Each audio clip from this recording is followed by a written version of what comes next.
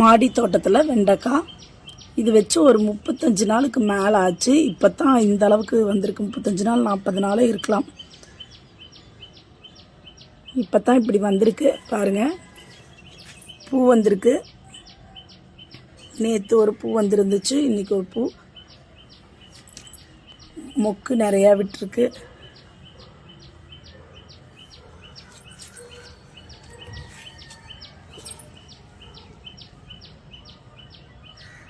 ஒரே செடியில் நாற்று போட்டிருந்தேன், விதை போட்டிருந்தேன். ஒரே செடியில் போட்ட விதையில் நான் ஒரு 6-7 செடிக்கு பக்கம் வந்துருந்துச்சு. அதெல்லாம் எடுத்து ஒரு 3 தொட்டியாக பிரித்து வச்சுக்கிட்டேன். மொக்கு வந்திருக்கு.